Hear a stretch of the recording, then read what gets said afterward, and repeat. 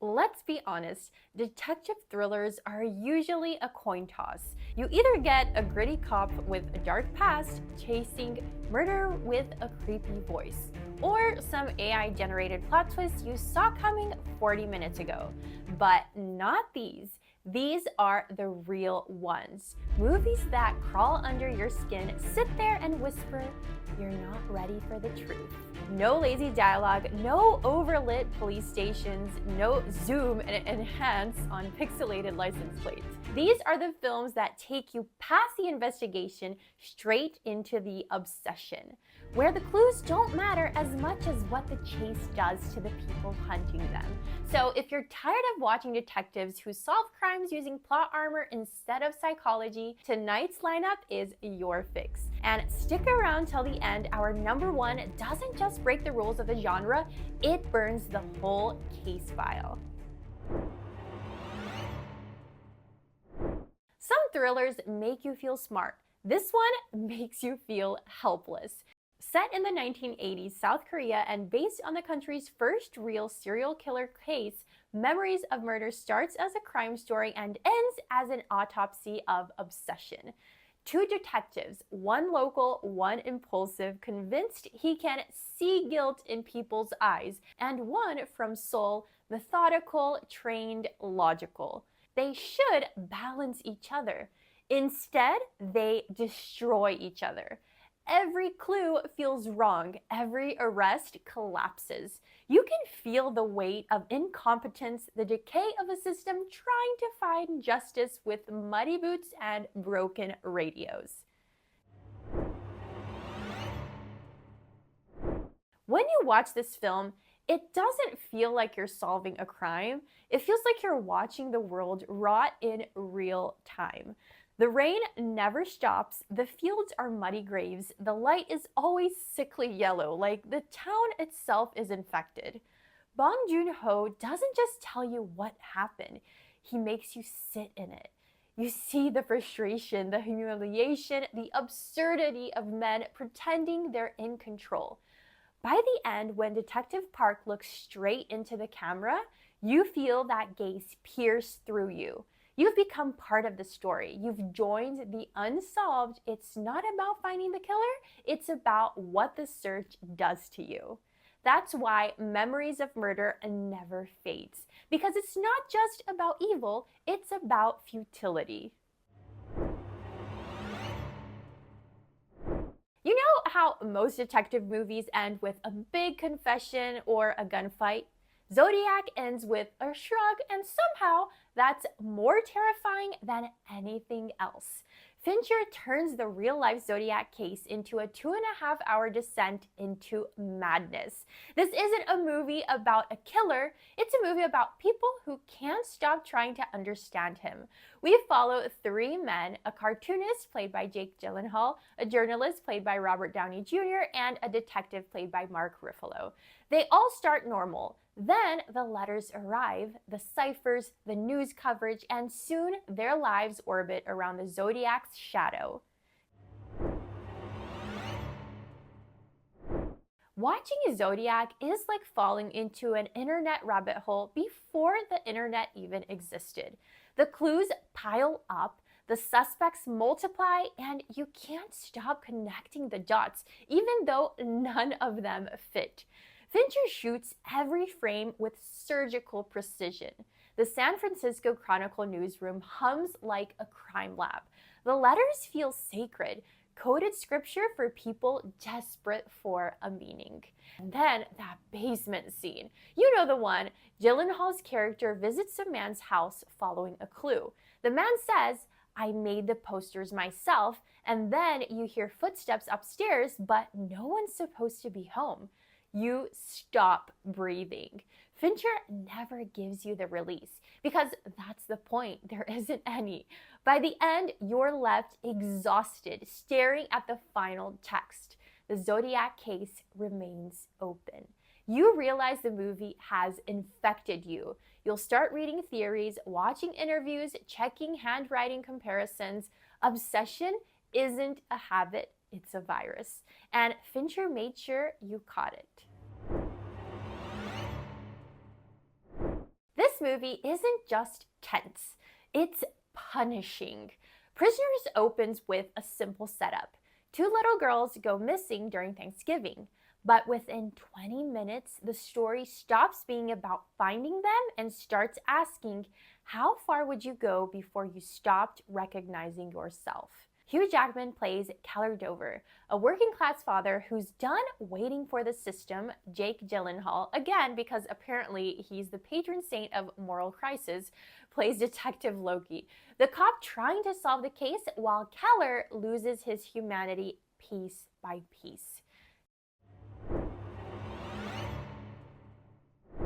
This movie doesn't give you a break.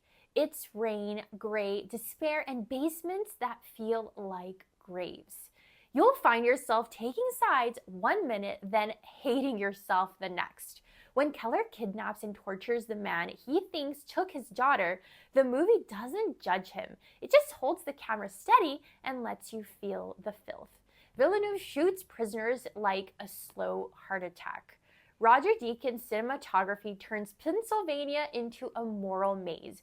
No light, no clarity, just endless shadows. Even the sign design works against you. Every thundercrack feels like a confession. The ending? It's not about victory. It's about guilt echoing through a pipe unanswered. Sometimes the monster isn't out there. It's the person praying for a miracle. When that final whistle plays, your stomach will drop. It's not resolution, it's punishment. If Prisoners is about what justice costs, The Secret in Their Eyes is about what time steals. Set in Argentina, this Oscar-winning thriller isn't a puzzle. It's a heartbreak disguised as one. We meet Benjamin Esposito, a retired court investigator trying to write a novel based on a brutal case from 25 years ago, the rape and murder of a young woman. But every time he reopens the file, he's not just revisiting a crime. He's reopening a wound, both professional and personal. This film doesn't start with adrenaline. It starts with melancholy. You can feel the weight of decades in every sigh, every cigarette, every silence between Benjamin and his old colleague Irene. They had chemistry once, the kind that could have been love, but bureaucracy, duty, and fear turned it into silence. Campanella directs like a novelist. He layers moments, flashbacks, glances, until you're not sure whether you're watching an investigation or a memory.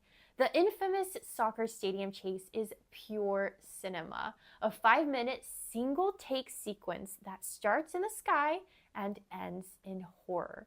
But even that jaw-dropping moment isn't the point, because in The Secret in Their Eyes, the mystery isn't who did it. It's what justice means after time has already stolen everything that mattered. And when the twist lands, when you discover what happened to the killer, you don't cheer. You go silent. You realize that vengeance can look like peace if you squint hard enough. This is one of those rare detective films that doesn't want to thrill you. It wants to haunt you. It's soft, patient, romantic, devastating, like reading a diary you weren't supposed to open. No rain-soaked alleys, no crowded cities, just snow. Endless, suffocating snow. Wind River is what happens when a murder mystery becomes a eulogy. It's set on the Wind River Indian Reservation in Wyoming, where a wildlife tracker, Jeremy Renner, helps an FBI agent, Elizabeth Olsen, investigate the body of a Native woman found frozen in the snow.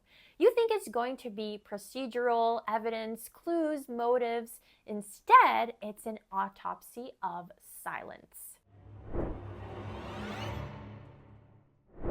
From the first frame, you feel the cold. The sound design is sharp, wind biting at your ears, boots crunching through ice. The landscape doesn't feel like a backdrop. It feels like a co-conspirator. Sheridan writes and directs with anger disguised as poetry. This is a world where law barely exists, where grief is constant and justice feels like folklore. Every chapter carries loss like it's part of their wardrobe.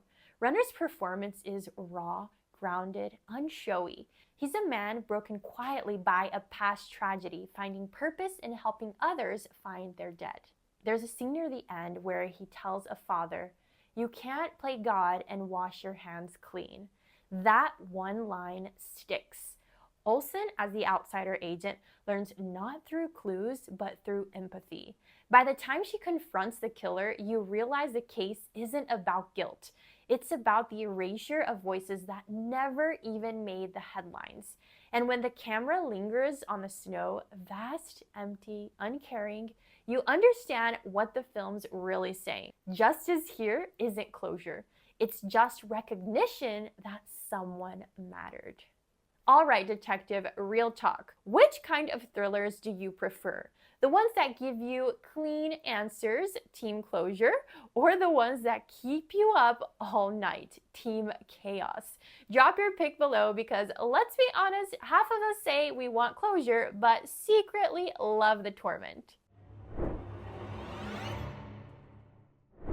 Now, this one is tricky because The Wailing isn't just a detective movie. It's a possession story, a folktale, a virus, a tragedy, all wearing the same face. A bumbling village cop investigates a series of murders and illnesses spreading through his town. At first, it's just gossip. Then it's contagion. Then it's supernatural. What starts as a crime turns into cosmic horror, and the line between logic and faith starts dissolving like salt in water.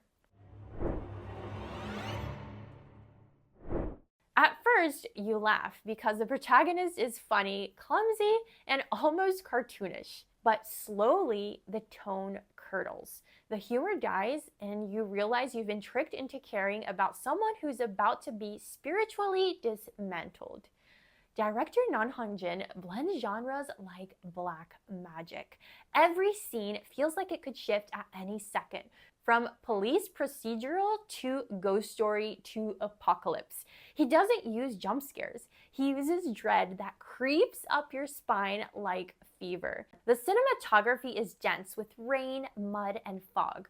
Colors fade as the story decays, and by the midpoint, the movie looks physically sick. There's an exorcism scene that runs for nearly 10 minutes. Primal, rhythmic, almost musical in its chaos. You don't breathe during it, you vibrate. And the ending? People still argue about it. Was the evil real? Was it human? Did the cop damn his own daughter through ignorance? Not never answers, because that's not the point. The Wailing doesn't care about solutions. It cares about what happens when you start doubting your own eyes. It's about the collapse of certainty, a detective story written by the devil himself. Ben Affleck's directorial debut didn't just surprise people, it punched them. Gone Baby Gone is about a missing little girl in Boston and the private detective Casey Affleck hired to find her. It sounds straightforward, right? Except it's not, because halfway through the case is solved. The girl's found. And then the movie asks, what if we were wrong about what justice means? This is the rare thriller that doesn't test your brain, it tests your morality. You're forced to pick a side and both feel wrong. The Boston setting feels alive, not glossy or cinematic, but cracked and tired. Affleck fills it with real people, thick accents, cigarette smoke, and bruised hearts. It's not stylized noir, it's gritty empathy. Casey Affleck's performance is fascinating. He's not heroic, just stubborn. Every decision he makes digs the hole deeper. By the ending, you'll be torn between admiration and anger. Because when he finally makes his moral choice, you'll realize sometimes doing the right thing is the most devastating thing you can do. Michelle Monaghan, Morgan Freeman, and Ed Harris all deliver powerhouse turns, layered, morally gray, painfully human. The final scene, a single quiet conversation between Affleck and the child, it's one of the most crushing finales in modern cinema. No music, no answers, just consequences. And there it is, 7 detective thrillers that refuse to hold your hand. No neat endings, no voiceovers explaining what you missed. Just human beings trying to stare down chaos and call it order. Each one of these films has something most thrillers don't: sincerity. They believe in pain, obsession, and the terrifying idea that truth might not be worth it. The real mystery isn't who did it, it's what happens to us when we can't stop looking. And before you click away, tell me this: which detective film broke you the most? Was it the ending of Prisoners, the silence of memories of murder, or did the wailing make you question your faith in everything? Drop it in the comments, and if you've got an underrated detective gem the internet keeps sleeping on, tell me that too. Because remember, we don't chase clues here, we chase stories that stay unsolved. Until next time, keep your notebook open and your conscience clean.